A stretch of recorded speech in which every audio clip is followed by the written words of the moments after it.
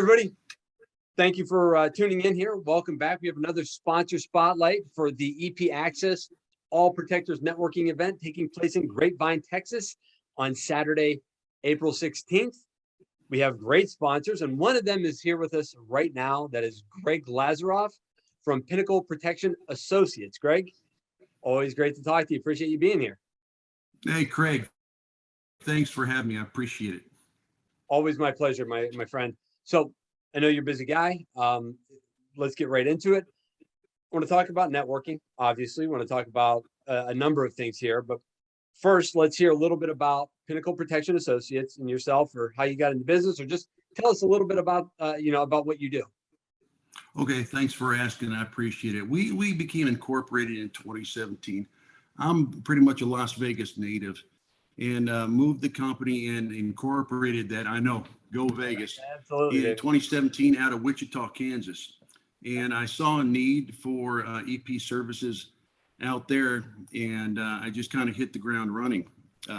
Since then, we've relocated the corporate headquarters into the Dallas-Fort Worth area, even though I live in a small town just 30 miles outside of Dallas-Fort Worth called Granbury. So if you look on our webpage at www.pinnacleprotection.net, it'll say Granbury, Texas. We have to be compliant according to, state regs and tell everybody where we're from. Sure. But we are a PPA. We believe in exceptional professionalism and concierge level services for executive protection.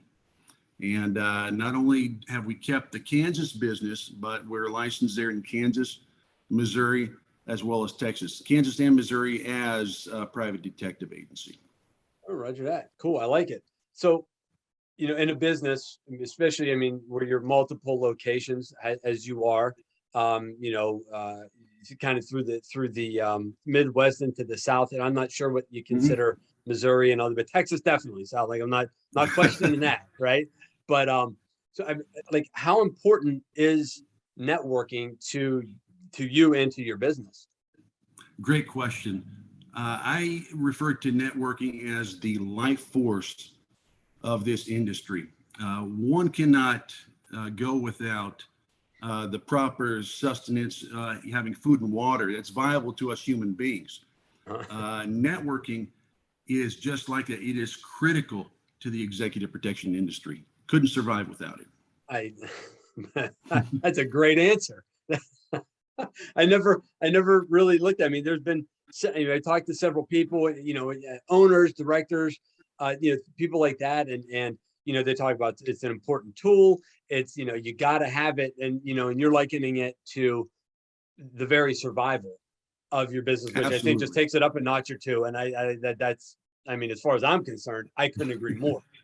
So I love that answer. Appreciate that. So as far as that goes, and preserving life and things like that while networking, can you share a success story that maybe you've had in business, whether recently or in the past, a success story about networking?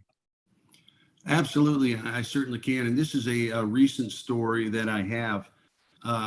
Whenever I was planning to launch business, and I've always stayed active in groups, whether it's Facebook or any other social media outlet. But before even coming to Texas, I was a member of a Texas PPO group that was started by Ashton Ellis. Now that group is up to 500 members.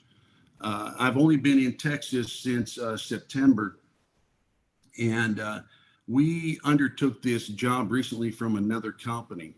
And for some reason, they couldn't staff it because of how busy they were. And the company that hired us all of a sudden increased the number of assets that they needed to 20. Okay.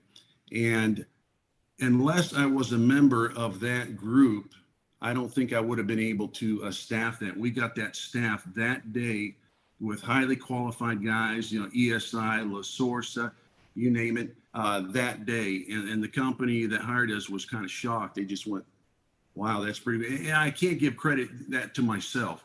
It wasn't the work per se that I did, but it was me making myself available to these other groups and staying involved in networking. It's just that important.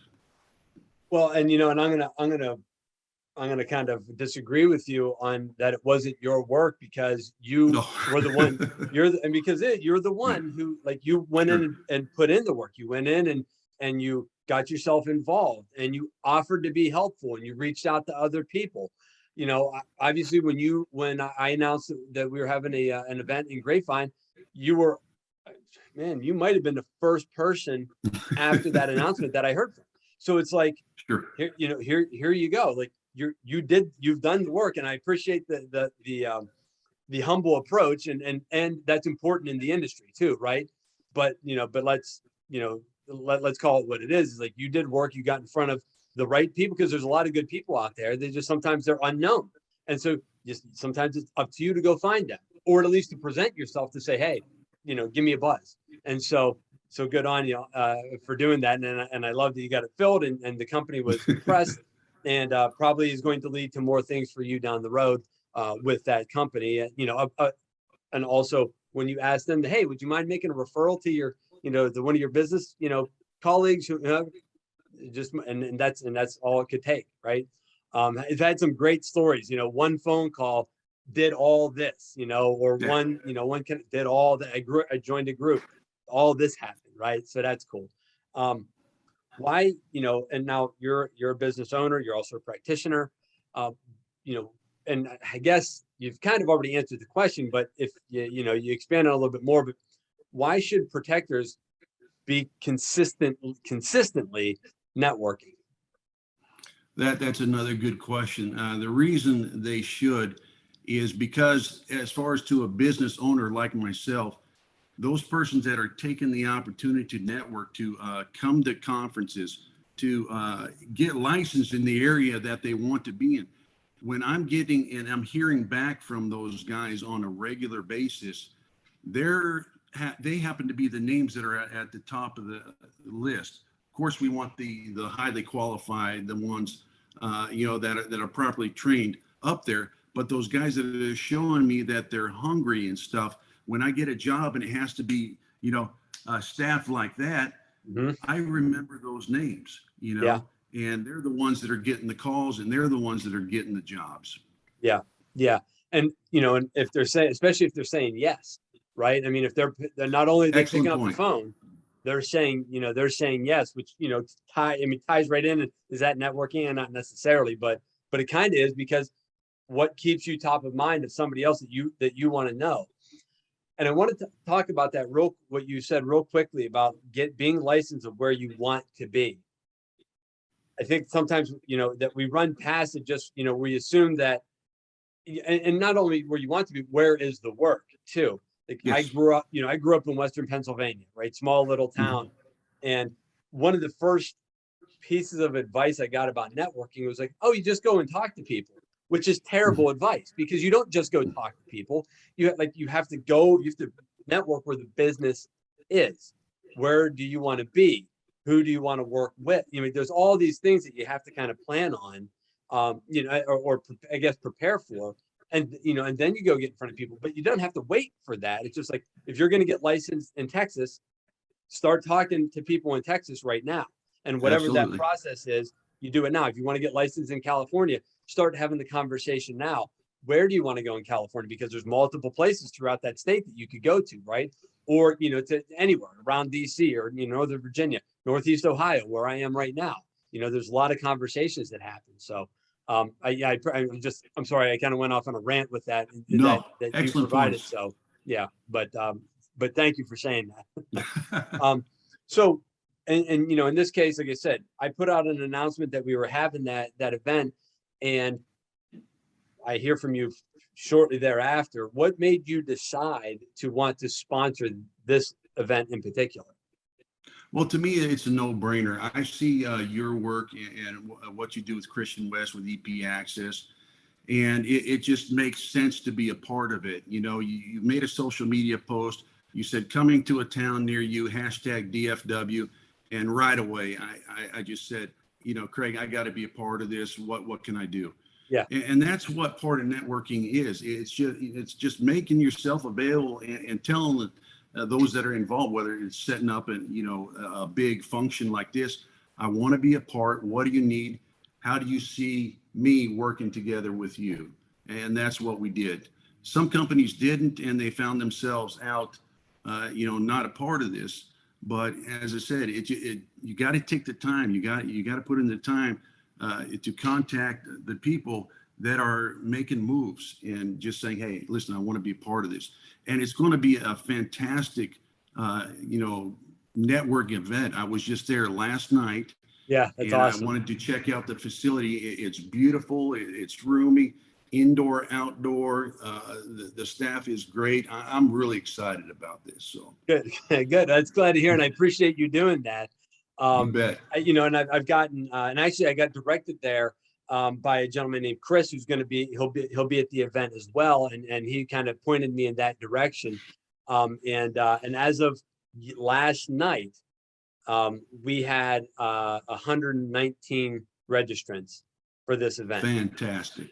It's crazy, right? I mean, now, granted, will everybody show?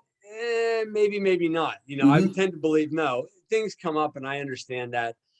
It's easy to commit to a free event and then be like, I didn't, I didn't have to pay for it. I'm not going to bother. But with those kind of numbers, I got to think there has to be that thought in you to say, you know what, I should go.